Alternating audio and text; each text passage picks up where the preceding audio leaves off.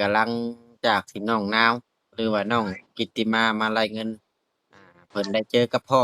จะมาถามความรู้สึกของน้องเพิ่นว่าเป็นจั่งใดหลังจากที่ได้เจอพ่อดีใจเคยคิดอยู่บ่ว่าสิได้เจอไวขนาดนี้ก็บ่ฮู้แบบว่าบอกให้อ้ายตามหาให้แล้วก็บ่ได้ว่าสิคล้องสิท่าหั้นนะบ่ได้คล้องมีแต่ว่าหลังจากที่ประกาศไปแล้วก็อ่าก็จะเจออยู่เนาะโดยและหลังจากที่อ้ายวางสายไปแล้วเป็นจั่งใดได้คุยหยังต่อกับพ่อก็เว้านำย่าเพิ่นบอกให้ลงไปเฮ็ดบัตรอืมเพิ่นสิให้ไปมื้อใดอะน่ะ เพิ่นว่าไปได้พร้อมยามใดแหละให้โทรหาพ่ออืเว้าง่ายๆก็แบบว่าถ้าว่าน้องพร้อมมื้อใดก็ไปได้เลยเนาะโดยแล้วทั้งแม่เฒ่าอยู่บ้านเพิ่นว่าจั่งใดซะหลังจากที่พ่อว่าอยากเข้าเพิ่นก็ว่าไปให้พ่อมารับเพิ่นว่าอืมเพิ่นมีแต่ว่าให้พ่อมารับเลยถ้าว่าอยากไปโดยแล้วทางครอบครัวเจ้าเองนี่เพิ่นสิบ่ว่าหยังบ่ซะบ่เพิ่นก็ว่าให้ไป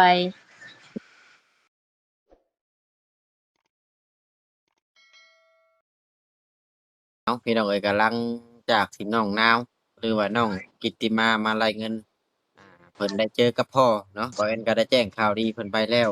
หลังจากที่เพิ่นได้เจอหั้นแหละซึ่งมื้อนี้ก็นี่แหละ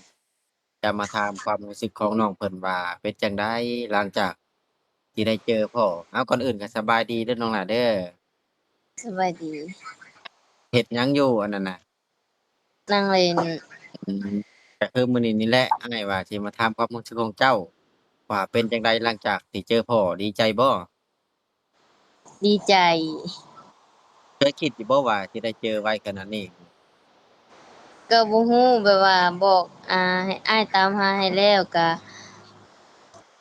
บ่ได้ว่าสิคล้องสิท่าหั้นนะบ่ได้คล้อง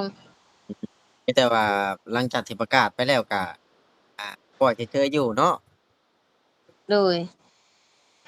กับอีกอย่างมันก็ถูกช่วงเทศกาลหั้นนะมันก็เลย ปล่อยให้มันวิทย์สงกรานต์ซะก่อนอ้ายก็ว่ายังจะตามหั้นนะโดยแล้วหลังจากที่อ้ายวางสายไปแล้วเป็นจั่งใดได้คุยหยังต่อกับพ่อก็เว้านำย่าเพิ่นบอกให้ลงไปเฮ็ดบัตรอืมเพิ่นสิให้ไปมื้อใดอะน่ะเพิ่นว่าไปได้พร้อมยามใดแหละให้โทรหาพ่ออืเว้าง่ายๆก็แบบว่าถ้าว่าน้องมื้อใดถ้าว่าน้องพร้อมมื้อใดก็ไปได้เลยเนาะโดยแล้วทั้งแม่เฒ่าอยู่บ้านเพิ่นว่าจั่งใดซะหลังจากที่พ่อว่าอยากเข้าเพิ่นก็ว่าไปให้พ่อมารับเพิ่นว่าอืมเพิ่นมีแต่ว่าให้พ่อมารับเลยถ้าว่าอยากไปโดยแล้วทางครอบครัวเจ้าเองนี่เพิ่นสิบ่ว่าหยังบ่ซะบ่เพิ่นก็ว่าให้ไปทางผัวเจ้าหั้นใด โดยอืมก็ดีคือกันแบบว่าน้องนี่มีใบแจ้งเกิดอยู่พุ่นทั้งย่าเจ้าก็เก็บไว้ให้ดีอีหลีเนาะเพิ่นก็บ่ได้ทิ่มโดยทั้งย่าก็คือสิดีใจเนาะได้พ่อเจ้ามีหลายย่าอยู่เพิ่นทักมาเพิ่นโทรมาเพิ่นให้ลงไปเฮ็ดบัตรแม่นอ้ายก็เห็นเพิ่นทักเข้ามาหาอ้ายอยู่ว่าอยากได้เฟซน้องอันนาวเด้เพิ่นว่าทางอ้ายก็ได้ส่งให้แล้วก็เพิ่นก็คอมเมนต์อยู่ในยูทูบของอ้ายหั้นแหละโดยเพิ่นเบิ่งอยู่เพิ่นโทรมามื้อเว้นนี่เพิ่นก็อ่ย่าเบิ่งคลิปโตอยู่จั่งซี้แหละย่าน่ะคือสิแม่นเว้าแซวๆแหล้วเนาะหลังจากที่ได้พ่อหลานน่ะโดยเออแล้วเป็นจังได๋ทางแม่เจ้าได้ฮู้หรือบ่ว่าเจ้าได้พ้อพ่อหรือว่ายังบ่ฮู้ แม่ยังบ่ได้บอกแม่เพราะว่าแชตไปก็เพิ่นอ่านแต่บ่ตอบคือน้องว่าหั้นแหละเนาะโดยแต่อย่าเพิ่นมันบ่เป็นหยังอย่างน้อยเพิ่นก็เป็นผู้ให้กำเนิดเราก็บ่ต้องไปเครียดไปร้ายเพิ่นนั่นแหละโดยก็จะเครียดจั่งใดเนาะก็มีแต่ว่านับถือเพิ่นเป็นแม่คือเก่าหั้นแหละโดยและทั้งแม่เฒ่าเจ้าเว้าหยังกับลูกเขยเมื่อคืนนี้ฮะแม่เฒ่าเจ้าเว้าหยังกับลูกเขยหลังจากที่เพิ่นได้พ้อลูกเขยเพิ่นเพิ่นจื้อบ่ได้ อืมจื้อบ่ได้บ่โดยอ๋อๆอ้ายคิดว่าเพิ่นเว้าลิ้นได้อันนั้นน่ะคิดว่าเพิ่นเว้าคล้ายๆว่าหยอกลูกเขยเพิ่นแท้จื้อบ่ได้เนาะโดยมันหลายปีว่าอีหยังเราก็บ่คือเก่าเพิ่นว่าอืมแต่ก่อนเรายังหนุ่มเนาะก็ฮู้ว่าเจ้าได้ถามอายุเพิ่นบ่ตอนนี้เพิ่นอายุจักปีน่ะตอนนี้เพิ่นบอกว่า33 34นี่แหละเพิ่นว่าอืม33 34อาๆก็ถือว่าโอ้ลื่นบ่แม่นประมาณ5-6ปีหนึ่งเด้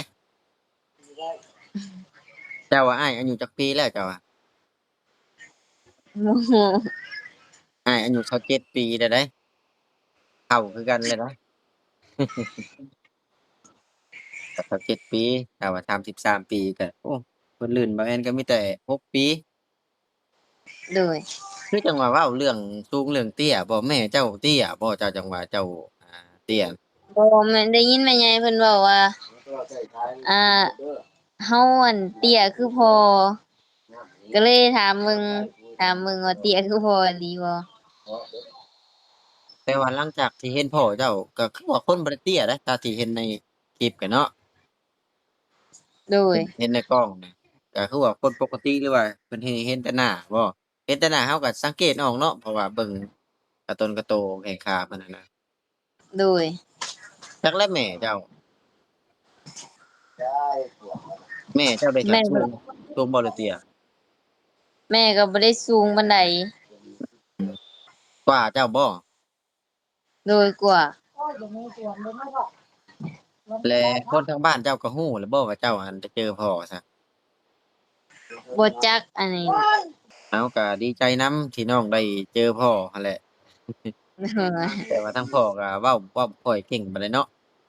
เลยแล้วเพิ่นบ่ค่อยเว้า เป็นคนขี้อายบ่หรือว่าจังใดอือฮึน่าจะเป็นคนขี้อายเป็นคนบ่มักเว้ามักจานั่นแหละว่าง่ายๆก็ได้เออ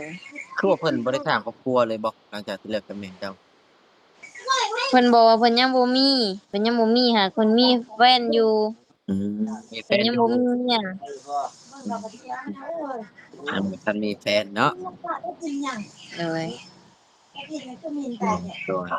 ก็สรุปแล้วนี่เจ้าขาดการติดต่อกับพ่อนี่จักปีซะคือว่าแต่ก่อนพ่อเจ้าคือว่าเดินทางมาว่ะ อ่าน้องบ่เคยเห็นเลาแต่น้อย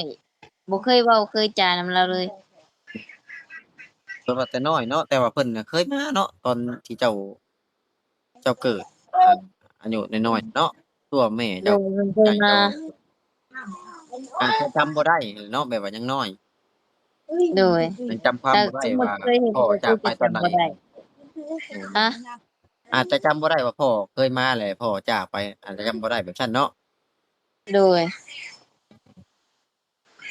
เออแม่ย่าบอกว่าแม่เอาน้องมานี่บ่บอกเพิ่นอืมเอามาแล้วบ่บอกเพิ่นว่าสิมาเลยอาๆๆคิดว่าพาน้องมาเยี่ยมมายามบ้านซื่อๆน่ะบ่โดยอืมแต่หลังจากนั้นก็บ่กลับไปเลยโดยเพิ่นก็ขาดแต่การติดต่อกันเลยแล้วเพิ่นก็แม่ก็บ่กลับไปอีกเลยอืมคือว่าพ่อเจ้าน่ะว่าบ่กล้ามาบ่อยากมาฝั่งลาวน่ะ อ่าได้ยินแม่ใหญ่ว่าเพิ่นย้านน้ำก็ขี่เรือขวางเพิ่นย้านน้ำอ๋อมันบ่มีรถโดยสารบ่จังหวัดขี่เรือขวางเพิ่นอีกอย่างเพิ่นก็บ่รู้จักทางมาอืคันบ่รู้จักทางมานี่แม่นอยู่คันว่าย้านน้ำมันก็บ่เกี่ยวกันเนาะเราก็ข้ามทางรถคันบ่จักทางคันย้านน้ำก็ได้เพิ่นบอกว่าเพิ่นบ่จื้อทางเพิ่นมาเทื่อเดียวหนึ่ง แม่นคันบ่จื้อทางนี่อ้ายก็เชื่ออยู่หั้นนะแต่ว่าย้านน้ำมันก็บ่ย้านปานใดดอก ข้าวผัดเอาขึ้นเลยบ่เอ้ยอะก็ดีใจนำหั้นแหละน้องสวยง่ายแม่ได้โทรหากลัวง่ายนะพ่อแล้วบ่มื้อนี้ฮะได้โทรหาพ่อแล้วมื้อนี้หรือว่ายังบ่ โอ้แต่เว้นพุ่นตอนนี้ก็ย่าเพิ่นโทรมาอยู่ได้มันจะโยกอืลงมอยากจะโทรมา ลงก่อนเดี๋ยวโดยคุยกับมาจบก็จังคุยกับเพิ่นก็ได้หั้นนะ โดย เพราะว่าอ้ายก็อัปเดตให้ FC เพิ่นเบิ่ง FC เพิ่นก็ดีใจนำเจ้าเข้าเบิ่งอยู่บ่คอมเมนต์ ง่ายจะเอาเจอกันแล้ว บ่ได้เข้าเบิ่ง อ่านเป็นบ่ อันเป็นอยู่แต่ว่าอายตัวเองบ่กล้าเข้าเบิ่งก็เลยบ่เบิ่ง อายเรื่องใดอะน่ะ โอ้โฮ แต่ก่อนมีแต่ว่าเห็นคนอื่นเนาะได้เจอพ่อบัดนี้ถือกับตัวเองแล้วบัดนี้ โดย ก็มีอยู่เดะหลายๆคนว่าจะประกาศตามหาพ่อคนไทยน้องคนนั้นก็ทักมาน้องคนนี้ก็ทักมาแต่ว่าบ่อยากออกคลิปให้อ้ายนะ โดย คันบ่อยากออกคลิปให้อ้ายก็บอกตรงๆเลยอ้ายว่าอ้ายบ่ตามให้อ้ายก็ว่าจังซี่นั่นแหละ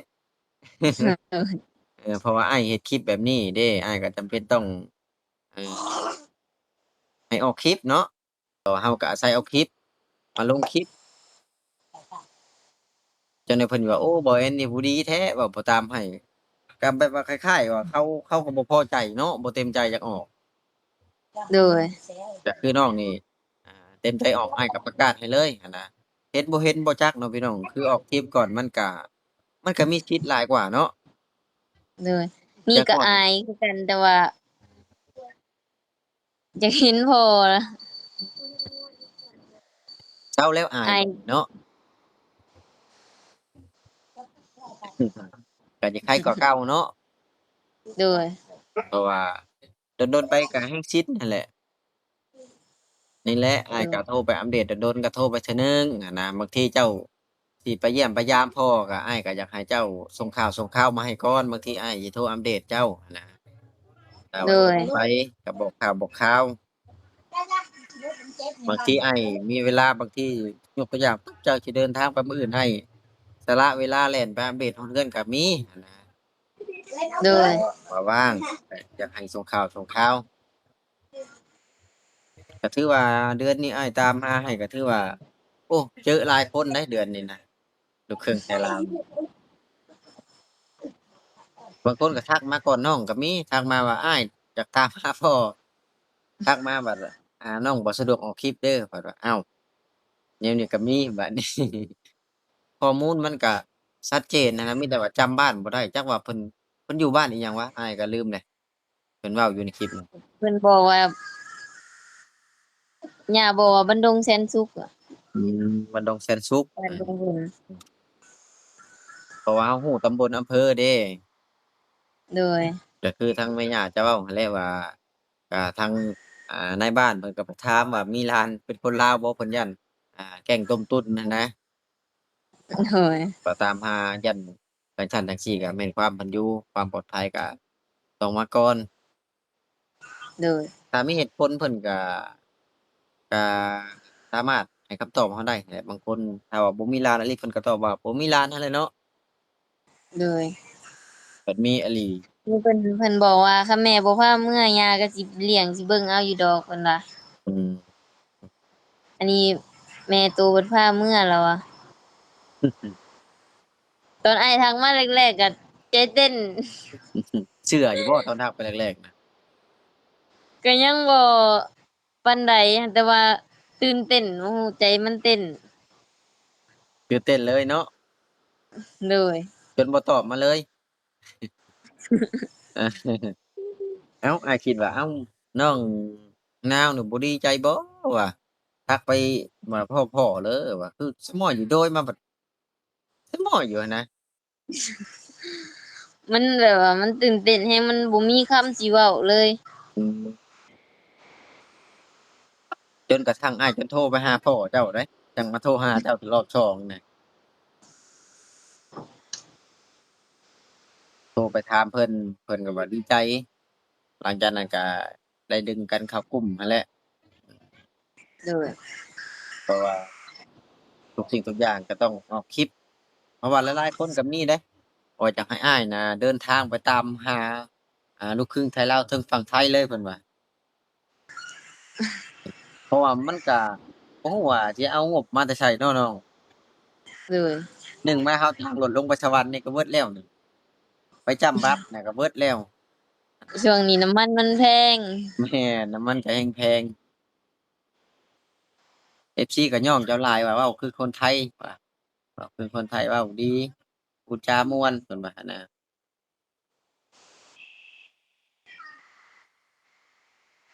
บ้านเจ้าใกล้ท่าบ่น้องถ้าแม่นก็ใกล้อยู่ถ้าบ้านหยังบ้านหันหินบ่หันหินอืมไปเฮือนหินพุ่นเนาะโดยอ้ายก็เคยไปอยู่ทางเฮือนหินน่ะไปเบิ่งเฮือนหินที่ดินที่มันโยดเบิดนั่นแหละมันก็ยังเล็กๆน้อยโดยภาษาเทินหินๆแม่นพระธาตุเฮือนหินน่ะอ้ายก็เคยไปอยู่แต่ก่อนอ้ายไปตามหาญาติฮอดพุ่นแหละฮอดปลายเฮือนหินไปพุ่นแหละโดยทางนี้อ้ายก็ลงไปปากช่องพู้นปากช่องเมืองสะครปากช่องละหาน้ำอ้ายไปเบิดแต่ก่อนแต่ที่นี่โดยมันบ่มีคนสนับสนุนนะไปด้วยน้ำพักน้ำแรงเฮาอ้ายก็เลยว่าโอ๊ะอย่าแหละอ้ายก็เลยว่าถ้าว่ามีคนใดทักมาโทรไปนี่อ้ายก็ตามให้หั้นนะโดยเนาะเขาเจ้าว่ามันใกล้อ้ายจึงเดินทางไปประกาศให้